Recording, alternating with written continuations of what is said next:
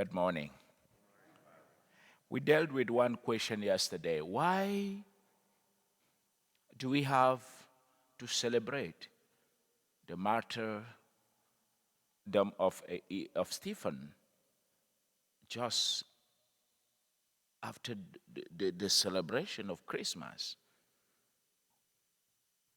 We can ask the same question today after we had answered the first one to say because the celebration of the incarnation lead us to become witnesses. And the highest witness that one can give to God is martyrdom, is to die for Christ, is to die for what we believe. As Martin Luther King Jr. said, if you have nothing to die for, you are not worth to live for anything. So, as Christians, the celebration of St.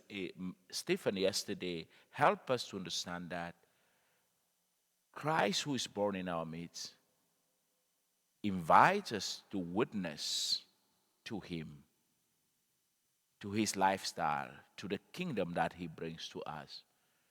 And then we have then today another witness and testimony, that is John the Evangelist. So yesterday we were in a red. This means one of the ways to witness is to give one's life and to die for God. But the second important martyrdom today shows that no, John did not die. This one of the apostles who was not slaughtered or guillotined or even crucified.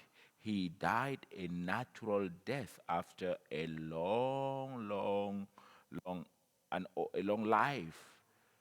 So, the point here is love. John is called the beloved disciple. His name is not really mentioned when he speaks. Even here they say, the one he loved. He's the beloved disciple. And again, John is that disciple who so loved Jesus with all his life, and he loved him to the point of he proclaimed his name and he witnessed through love.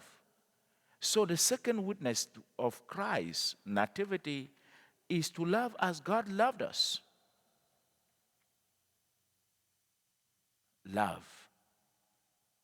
If God came to this world and he so loved us, we must love him as well. So the love that we have for God should lead us in another way to die in our selfishness, to die in our selfish ambitions, to die in anything that is not of God in us, to die in those things, to be able to give ourselves as, in a way, to fall in love with him and to live totally in love with God. So we see that in the very first reading of this morning. John is testifying about what was in the beginning, what they saw, what he saw, what they looked upon, what he touched, the reality of life. So, being the one who experienced the life of Jesus, he is a witness of what he had seen, what he had touched. That's another way to witness to God, to be a witness of the realities of God himself, the experience that we have of him, and to share those experience with other people by proclaiming the gospel, for instance, bringing the good news to others, but also maybe by advocating for the truth, for the realities of the kingdom. And in the gospel, we see John himself and Peter, who are also going to tell us that the experience of the incarnation was there indeed to lead us to the peak of our faith, the resurrection.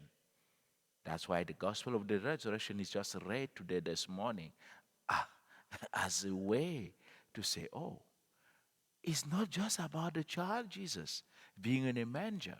In the manger, there is already something more than just his birth.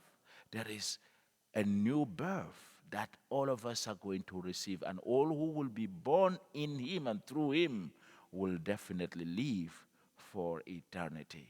The resurrection. The resurrection. And that is really strange that at Christmas we are reading the readings of Easter, right? We are reading the reading of Easter. This is the reading we read on Easter morning, Easter Sunday. So to show that the mission of the child Jesus was to redeem us. While he is born here in humanity, our birth in heaven is already also, consecrated. Eternity was born here. And you are going to see again and again. Tomorrow, we're going to see that this, uh, this witnessing doesn't have any age. Because tomorrow we are going to see the killing of the innocent children by Herods. That's what we are going to celebrate tomorrow. The killing of the innocent children. So, dear friends, my dear brothers and sisters, the incarnation invites us to love. And to love is to die on our own, to die in those things that are not of God, to die in our selfishness, to die in our greed, and to become, as he said, for all those who accept him, he gives the power to become children of God. Amen.